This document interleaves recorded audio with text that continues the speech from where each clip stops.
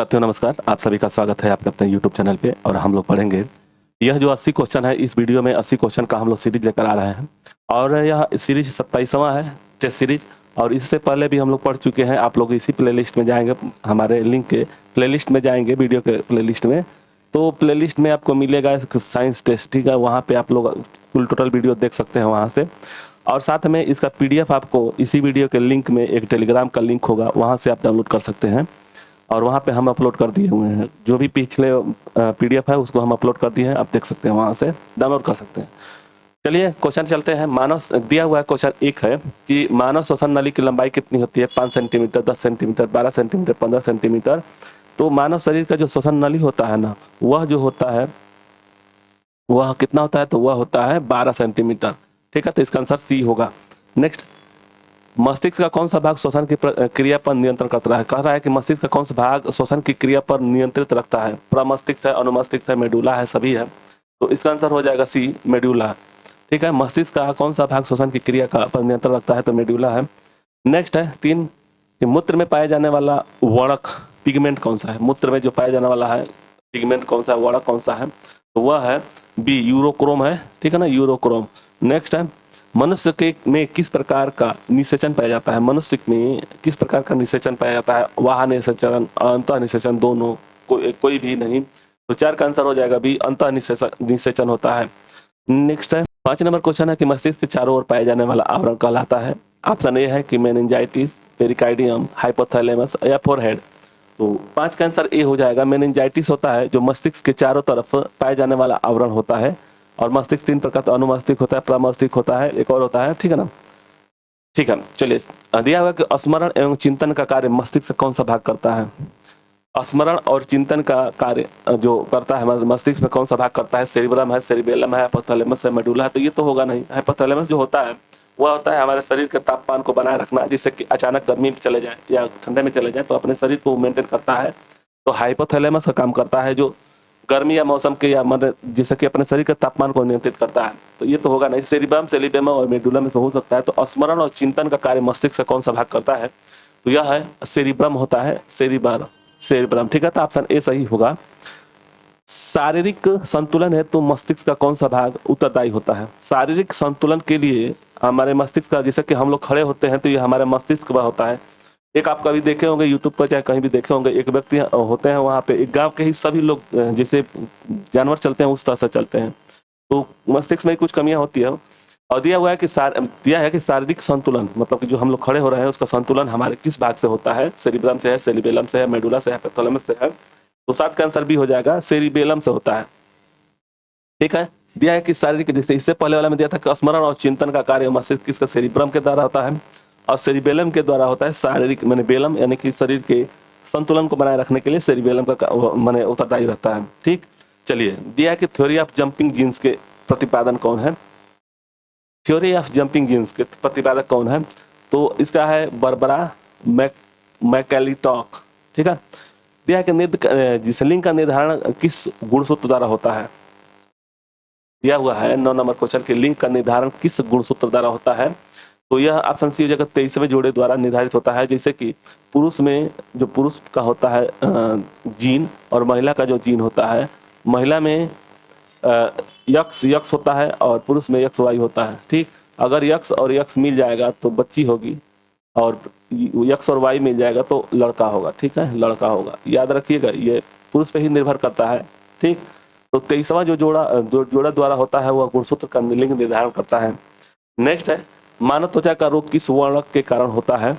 मानव की त्वचा, जो शरीर का जो त्वचा होता है, अपने हाथ या शरीर का किसी भी शरीर के, मतलब अपने शरीर के किसी भी अंग का त्वचा जो होता है वो किस वर्णक का बना होता है? Melanin, lignin, carotene, xanthophyll. तो ये तो कैरोटीन तो होगा नहीं, ये नहीं है, मेलानिन होना चाहिए। तो 10 का ए सही है, ठीक है, मेलानिन। त्वचा का मुख्य संगठक कौन सा है? संगठक कौन है? मुख्य त्वचा का तो वही मेलानिन होगा। तो 11 का आंसर देखिए दिया कि त्वचा का संगठक कौन है, माने क्या है? मेलानिन है, लिग्निन है, टेनिन है, कोलेजन है। तो मेलानिन तो जो दिया हुआ है अभी से पहले वाला वर्णक है मेलानिन, और कोलेजन जो होता है संगठक है, कोलेजन। तो इसका आंसर डी होगा, 11 का डी। नेक्स्ट क्वेश्चन देखेंगे 12 के, कुष्ठ रोग की जीवाणु की खोज किसने की थी?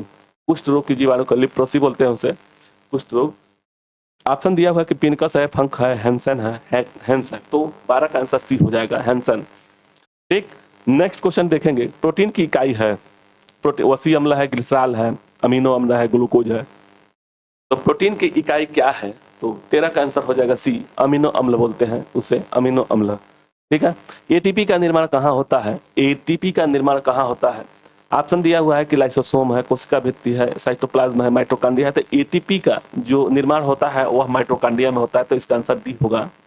नेक्स्ट है ऊर्जा का पिरामिड होता है। जो ऊर्जा का पिरामिड कैसा होता है? उल्टा होता है, सीधा होता है, वृत्ताकार होता है, लंबवत होता है? तो सीधा होता है। ऊर्जा का जो पिरामिड होता है वो सीधा होता है। नेक्स्ट है अम्ल वर्षा का कारण क्या है? अम्ल वर्षा का कारण क्या है? तो सोडियम ऑक्साइड, ऐसे मतलब सोडियम रहता है जिससे अम्ल वर्षा में। तो 16 का आंसर क्या हो जाएगा? बी हो जाएगा, Na2+SO2। तो इसका आंसर बी होगा। नेक्स्ट क्वेश्चन देखेंगे कि हमारे शरीर के किस अंग में एंटीबॉडी बनते हैं? यकृत है, प्लीहा है, अस्थमज्जा है, टॉक्सिन है। तो हमारे शरीर में एंटीबॉडी कहाँ बनते हैं? यकृत, प्लीहा, अस्थमज्जा। तो शरीर में कहाँ बनता है? तो अस्थमज्जा में। तो ये जो हमारे रक्त बनता है अस्थमज्जा में। तो उसी तरह से पूछ रहा है कि एंटीबॉडी कहाँ बनते हैं? तो 17 का आंसर डी हो जाएगा, टॉक्सिन्स। ठीक, नेक्स्ट है ट्रिप्सिन क्या है? ट्रिप्सिन क्या है? हार्मोन्स है, विटामिन है, एंजाइम है, लवण है। तो ट्रिप्सिन क्या है? तो यह है एंजाइम। ठीक है। नेक्स्ट है मनुष्य की मूत्र का गुणसूत्र पीएच मान कितना आता है? तो मनुष्य के गुणसूत्र मूत्र का पीएच मान कितना है? तो 19 का आंसर हो जाएगा बी, 6। नेक्स्ट है क्रोमोसोम सर्वप्रथम किसने दिया था? डाल्टन, फ्रैंकस, मेलियस, प्लांक और वाल्टेयर। तो क्रोमोसोम शब्द जो है किसने दिए थे? तो वो दिए थे वाल्डेयर। तो इसका आंसर डी होगा। नेक्स्ट है जब बर्फ पानी में तैरती है तो उसका आयतन का कितना हिस्सा भाग ऊपर रहता है? तो देखिए कभी भी किसी भी कंटेनर में अगर पानी में अगर बर्फ रख दिया जाए, जैसे मान लीजिए पानी है, ठीक, इसमें अगर कोई बर्फ रख दिया जाए तो उसका 1/10वां भाग ऊपर रहता है। जैसे इस पानी का जो सतह है ना, तो 1/10वां भाग ऊपर रहता है। यानी कि 10 भाग में से 1 भाग ऊपर रहता है और 9 भाग अंदर रहता है। ठीक, तो इसका आंसर हो जाएगा ए। ठीक है, ए। तो 21 का आंसर ए होगा। नेक्स्ट है अपमार्जक मिलाने पर पानी के पृष्ठ तनाव का क्या प्रभाव पड़ता है? अपमार्जक मिलाने पर पानी के पृष्ठ तनाव पर क्या प्रभाव पड़ता है? घटता है, बढ़ता है, समान ही रहता है?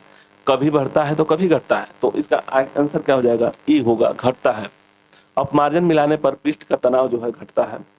नेक्स्ट क्वेश्चन पे देखेंगे ऊष्मा का सर्वोत्तम चालक होता है। ऊष्मा का सर्वोत्तम चालक कौन सा है? चांदी, सोना, लोहा, पारा। तो ऊष्मा का सर्वोत्तम चालक जो होता है वह होता है पारा होता है। इसीलिए हमारे जो थर्मामीटर में लगता है, जैसे हम लोग जो नापा जाता है ना तापमान थर्मामीटर से, तो वही पारा लगाता है। तो इसीलिए कह रहा है कि ऊष्मा का सर्वोत्तम चालक कौन सा है? तो पारा है। नेक्स्ट है जाड़े के दिनों में पेंडुलम की घड़ी हो जाती है। जाड़े के पेंडुलम की घड़ी क्या हो जाती है? तेज हो जाती है, सुस्त हो जाती है। कोई परिवर्तन नहीं होता? कोई नहीं। तो परिवर्तन तो होता है, जाड़े या गर्मी में दोनों में अंतर पड़ता है। तो 24 का आंसर ये हो जाएगा, तेज हो जाएगा। ठीक, नेक्स्ट कैमरे की दीवार पर शटर का कौन सा लेंस मतलब कैमरा जो होता है, कैमरे के जो दीवार है शटर पर कौन सा लेंस होता है? उत्तल लेंस, अवतल लेंस, नतोदर, उभयतल। 25 का आंसर हो जाएगा डी, उभयोत्तल होता है। नेक्स्ट है नेत्र तंतु किस सिद्धांत पर कार्य करता है? नेत्र तंतु किस सिद्धांत पर कार्य करता है? परावर्तन, अपवर्तन, विवर्तन, पूर्ण आंतरिक परावर्तन। तो 26 का आंसर पूर्ण आंतरिक परावर्तन पर कार्य करता है। प्रकाश की गति सर्वाधिक होती है कहाँ पे? प्रकाश की गति लोहे में, पानी में, द्रव में, निर्वात में। तो निर्वात में प्रकाश की गति सबसे ज्यादा निर्वात में होगी। 27 का आंसर हो जाएगा डी। ठीक है, चलिए लेंस एवं प्रिज्म के निर्माण में कौन सी कांच प्रयुक्त होती है? लेंस एवं प्रिज्म के निर्माण में कौन सी कांच का प्रयोग होता है? क्राउन, फ्लिंट, पायरेक्स, सभी। तो ये इंपॉर्टेंट क्वेश्चन है, पूछता भी है। तो 28 का आंसर बी होगा, फ्लिंट। नेक्स्ट लेंस को रगड़ने से उसकी फोकस दूरी क्या होगी? तो 29 का ए हो जाएगा, बढ़ जाएगा। ठीक है, चलिए नेक्स्ट क्वेश्चन विद्युत ऊर्जा का मात्रक होता है। विद्युत ऊर्जा का मात्रक क्या होता है? तो इसका किलोवाट घंटा होता है। जिसे हम लोग अपने घर में बिजली लगाते थे, किलोवाट घंटा में आता है। ठीक है ना। बल्ब का फिलामेंट टंगस्टन का ही क्यों होता है? क्यों होता है? मतलब बल्ब का फिलामेंट जो होता है वो टंगस्टन जो लगा रहता है वह क्यों उसी का बना होता है? टंगस्टन का ही। तो उसका आंसर देखिए 31 का क्या हो जाएगा? 31 का सी। इसका द्रवणांक जो है उच्च होता है। द्रवणांक जो होता है उसका उच्च होता है। आंसर सी होगा। नेक्स्ट है विद्युत बल्ब धारा के किस सिद्धांत पर कार्य करता है? विद्युतीय, चुंबकीय, प्रकाशीय, रासायनिक प्रभाव। तो इसका आंसर हो जाएगा 32 का डी होगा, रासायनिक प्रभाव। नेक्स्ट, साबुन के बुलबुले को यदि आवेशित कर दिया जाए तो उसकी आकृति घटेगी, बढ़ेगी, पूर्वत रहेगी, कोई नहीं। तो साबुन के बुलबुले को अगर आवेशित कर दिया जाएगा तो आकृति क्या होगा? आकृति होगा बढ़ेगा। नेक्स्ट, क्रोनोमीटर का प्रयोग किया जाता है। क्रोनोमीटर का प्रयोग किया जाता है तो 34 का आंसर ई होगा। जलयानों में क्रोनोमीटर का प्रयोग किया जाता है। तत्वों के रासायनिक गुण किस पर निर्भर करते हैं? तत्वों के रासायनिक गुण किस पर निर्भर करते हैं? परमाणु द्रव्यमान पर, परमाणु द्रव्यमान संख्या पर, परमाणु संख्या पर और परमाणु भार पर। तो तत्वों के जो रासायनिक गुण निर्भर करते हैं वह करते हैं परमाणु संख्या पर। नेक्स्ट, कुहासा, फाग, मतलब फाग एक वस्तु, एक घोल है, क्या है? तो इसमें दिया है कि ठोस से गैस का, गैस से ठोस का, गैस में द्रव का, गैस में गैस का। तो कुहासा जो होता है वह होता है गैस में द्रव का। नेक्स्ट, निलंबित कणों का आकार होता है। निलंबित यानी कि सस्पेंडेड पीरियड पार्टिडेस का आकार होता है किसमें? तो 37 का आंसर क्या हो जाएगा? बी होगा, 10⁻⁵ सेंटीमीटर। कोलाइडी कणों का आकार कितना होता है? तो कोलाइडी जो कणों का आकार कितना होता है तो वह होता है 10⁵ से लेकर के 10⁻⁷ तक होता है। तो इसका आंसर सी होगा। नेक्स्ट, पीएच का निर्धारण किसने किया था? पीएच मान, जो पीएच मान हम लोग देखते हैं जिससे पानी का उदासीन होता है, वहीं पे अम्ल और क्षार का जो पीएच मान होता है तो वह दिया हुआ है कि लेवेजियर, प्रिस्टले, कैवेंडिश, सोरेनसन। तो इसका आंसर हो जाएगा पीएच मान का वह निर्धारण सोरेनसन ने किए थे। नेक्स्ट है, शुद्ध जल में हाइड्रोजन आयन साधारण का मान होता है। शुद्ध जल में हाइड्रोजन आयन साधारण का मान होता है। तो 40 का आंसर क्या हो जाएगा? 40 का आंसर हो जाएगा 10⁻⁷ होता है। तो इसका आंसर ई होगा। उदासीन घोल का पीएच मान कितना होता है? उदासीन जो घोल होता है, देखिए 0 से लेकर के 7 तक और 7 से लेकर के 14 तक। अब यही होता है, मतलब कि टोटल जो होता है पीएच मान 0 से लेकर के 14 तक होता है और 0 से 7 तक जो होता है अम्ल होता है, अम्ल, और 7 से लेकर के 14 तक उसको क्षार बोलते हैं, क्षार, ठीक। और यह जो 7 है उसको उदासीन बोलते हैं, उदासीन। जहाँ पे पानी का जो पानी होता है 7 होता है वह उदासीन होता है पानी, ठीक है ना। तो इसी के लिए तो इसका आंसर सी होगा। इस हिसाब से मतलब कि उदासीन पीएच घोल मान कितना होगा? तो वह होगा 7। अम्लीय घोल का पीएच मान 7 से कम होगा। तो अभी हम लोग पढ़े यहाँ पे, तो अम्लीय घोल जो होता है 7 से कम होगा, ठीक है ना। तो इसका आंसर क्या हो जाएगा? डी होगा। 42 का डी हो जाएगा। क्षारीय घोल उससे अधिक होगा तो इसका भी डी होगा, ठीक।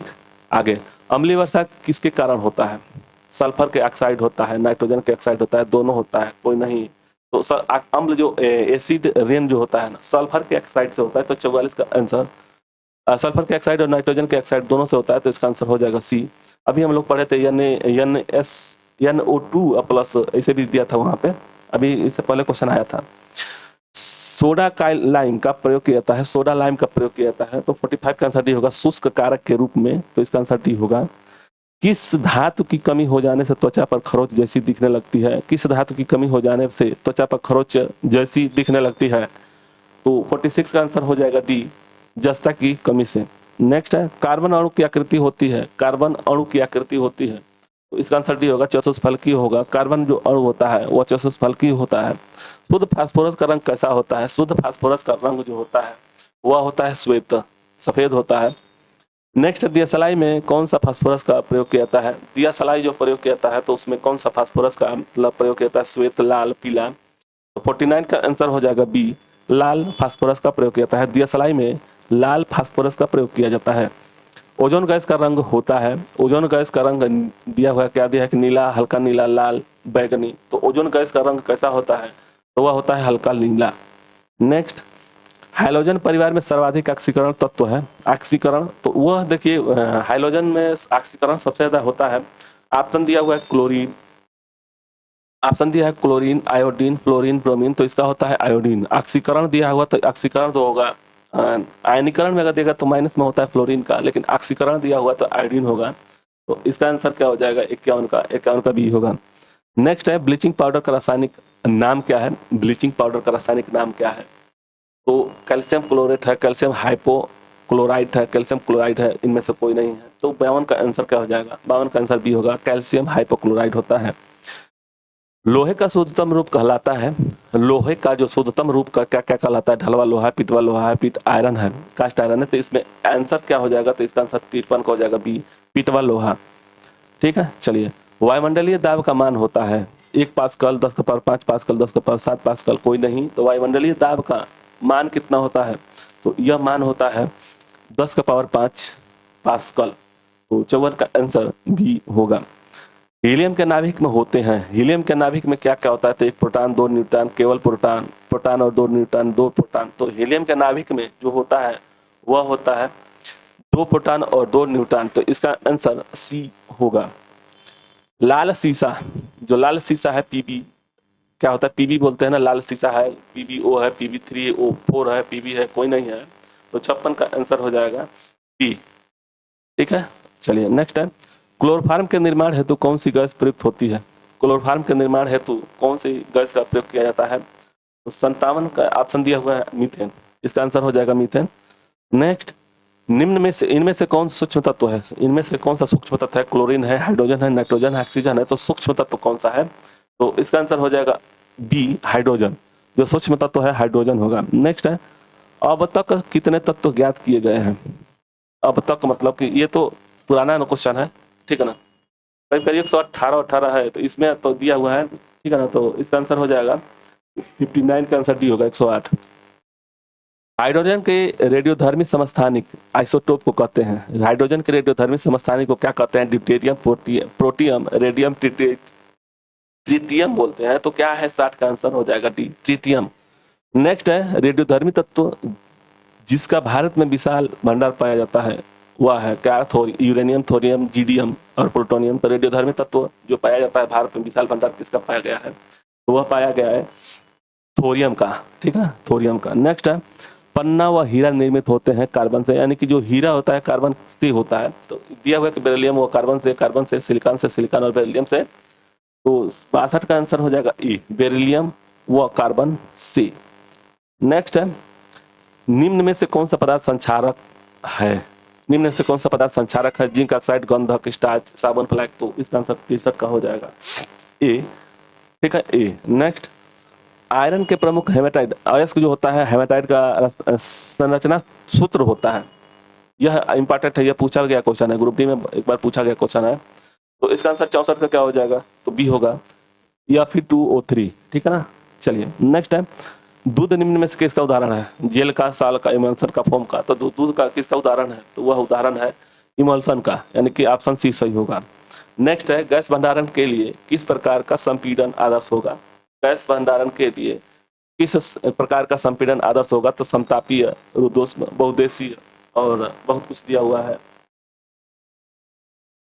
तो इसका आंसर क्या हो जाएगा, इसका आंसर 66 का हो जाएगा, 66 का आंसर ए होगा, समतापीय। ओके, चलिए नेक्स्ट है, कास्टिक सोडा का रासायनिक सूत्र क्या है। देखिए हमारे टेलीग्राम में जब जाएंगे आप, तो वहाँ पे 50 करीब 50 रासायनिक सूत्र और रासायनिक नाम और सूत्र भी दिया गया है। ठीक है ना, तो उसमें आप देख सकते हैं वो 50 याद होना चाहिए। तो दिया है कि कास्टिक सोडा का रासायनिक सूत्र क्या है, तो 67 का आंसर क्या हो जाएगा, ई होगा, NaOH होता है। ठीक है, किस प्रक्रम द्वारा कच्चे तेल में गैसोलीन प्राप्त किया जाता है, 68 का आंसर हो जाएगा बी। आगे, खाद्य तेलों को वनस्पति घी में किस प्रक्रम द्वारा बदला जाता है, खाद्य तेलों को वनस्पति घी में किस प्रक्रम द्वारा बदला जाता है, तो इसका आंसर हो जाएगा ए, हाइड्रोजनीकरण के द्वारा इसको बदला जाता है। स्टाइरिन के अवयव हाइड्रोजन है, तो इसका आंसर क्या हो जाएगा, 70 का आंसर डी होगा, कार्बन। नेक्स्ट है, पृथ्वी की पपड़ी में विशुद्ध रूप से पाई जाने वाली धातु कौन सा है, पपड़ी में तो देखिए सियाल सीमा निफे होता है, सियाल सीमा निफे होता है, तो सियाल सोडियम होगा। तो इसका आंसर क्या हो जाएगा, 71 का आंसर डी हो जाएगा, प्लेटिनम। प्लेटिनम, ठीक है, विशुद्ध रूप से पाई जाने वाली धातु पपड़ी में से विशुद्ध रूप से पाई जाने वाली है, तो वह है क्या, प्लेटिनम। नेक्स्ट है, 72 के हिंगुल का शुद्ध अयस्क है, हिंगुल शुद्ध अयस्क है, 72 का आंसर क्या हो जाएगा, 72 का आंसर सी होगा, पारा। शुद्ध अयस्क है सिंगुल, हिंगुल का ये दिया है कि सिनेबार, मतलब कि देखिए हिंगुल बोलते हैं हिंदी में, सिनेबार बोलते हैं इंग्लिश में, सिनेबार का अयस्क शुद्ध है, तो पारा का होगा अस्पताल में सांस लेने वाली ऑक्सीजन नली में ऑक्सीजन और निम्नलिखित गैस होती है। ऑक्सीजन के साथ कौन सा गैस होता है? Nitrogen, helium, oxygen, carbon dioxide.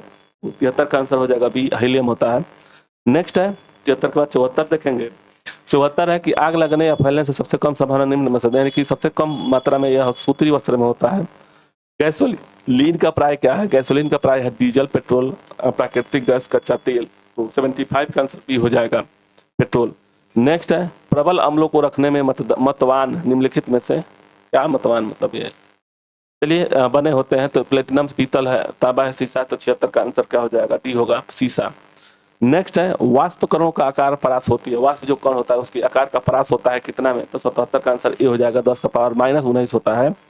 Next है न्यूक्लिक अम्ल में पाया जाने वाला, न्यूक्लिक अम्ल में पाया जाने वाला नाइट्रिक अम्ल है, सल्फ्यूरिक अम्ल है, फास्फोरिक अम्ल है, कार्बोनिक अम्ल है।